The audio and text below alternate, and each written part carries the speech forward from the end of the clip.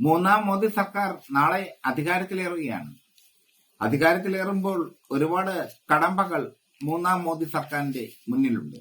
ലോക്സഭാ ഇലക്ഷനിൽ മോദി പറഞ്ഞു നടന്നതെല്ലാം വർഗീയ പ്രസംഗമായിരുന്നു. മുസ്ലിങ്ങളെ കുത്തിനോവിക്കുന്ന പ്രസംഗം. ഏകീകൃത സിവിൽ കോഡ് നടപ്പിലാക്കും, മുസ്ലിങ്ങൾക്കുള്ള സംവരണം എടുത്തുകളയും. ഇതൊക്കെയായിരുന്നു മോദിയുടെ തെരഞ്ഞെടുപ്പ് വാഗ്ദാനങ്ങൾ. അല്ലാതെ വികസനമല്ല, ഇന്ത്യ ഒട്ടാകെ വികസിപ്പിക്കണമെന്നല്ല മോദി പറഞ്ഞത്. മുസ്ലിങ്ങളെ മാത്രം ലാക്കാക്കിക്കൊണ്ട് മോദി തെരഞ്ഞെടുപ്പ് പ്രചരണം നടത്തി.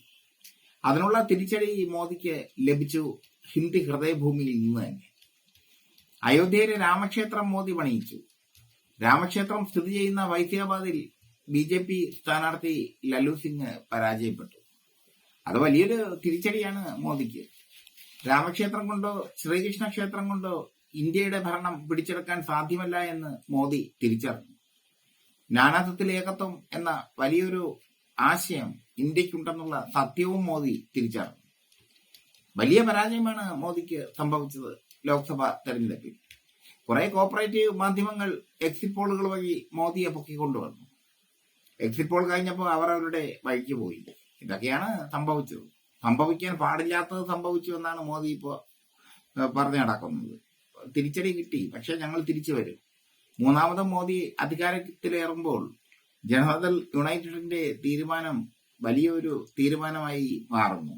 ജനതാദൾ യുണൈറ്റഡിന്റെ നേതാവും നിതീഷ് കുമാറിന്റെ മനസാക്ഷി സൂക്ഷിപ്പുകാരനുമായ KC ത്യാഗി മോദിക്ക് ചില മുന്നറിയിപ്പുകൾ നൽകി കഴിഞ്ഞു. മുസ്ലിങ്ങളെ തൊട്ടാൽ വിവരമറിയും എന്നുള്ളതാണ് അദ്ദേഹം നൽകുന്ന മുന്നറിയിപ്പ്. ഏകീകൃത സിവിൽ കോഡ് നടപ്പിലാക്കാൻ ജനതാദൾ യുണൈറ്റഡ് സമ്മതിക്കില്ല. മുസ്ലിങ്ങൾക്കുള്ള സംവരണം എടുത്തുകളയാൻ ജനതാദൾ യുണൈറ്റഡ് സമ്മതിക്കില്ല. പൗരത്വ ഭേദഗതി നിയമങ്ങളൊക്കെ അങ്ങ് ഭരണത്ത് വെച്ചാൽ മതി എന്നാണ് അയാള് പറഞ്ഞിരിക്കുന്നത്. അയാള് ശക്തമായ മുന്നറിയിപ്പാണ് കൊടുത്തിരിക്കുന്നത്. നിതീഷ് പറയാനുള്ളത് ത്യാഗി പറഞ്ഞു എന്ന് വിചാരിച്ചാൽ മതി. ത്യാഗിയുടെ വാക്ക് മോദിക്കുള്ള മുന്നറിയിപ്പാണ്. അഭ്യാസം കാണിച്ചാൽ വലിച്ച് താഴെയിടും. നിതീഷാകട്ടെ വലിച്ച് താഴെയിടാൻ വിദഗ്ധനുമാണ്. ഇന്നിപ്പോ മോദിയുടെ കൂടെ നിൽക്കും, നാളെ രാഹുൽ ഗാന്ധിയുടെ കൂടെ നിൽക്കും.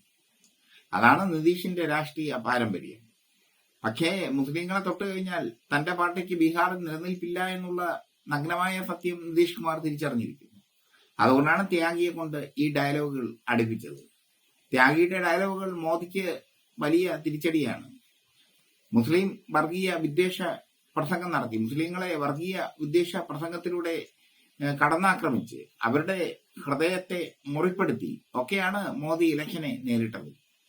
അല്ലാതെ ഇലക്ഷനെ നേരിടാൻ അയാളുടെ കയ്യിൽ ഒരു കാർഡും ഇല്ലായിരുന്നു. വർഗീയ കാർഡ് അയാൾ ഇറക്കി. വർഗീയ കാർഡ് ഇറക്കി അയാൾ നന്നായി കളിച്ചു. വർഗീയ കാർഡ് ഇറക്കി നന്നായി കളിച്ചിട്ടും പന്ത് ഗോൾ പോസ്റ്റിലാക്കാൻ മോദിക്ക് സാധിച്ചില്ല.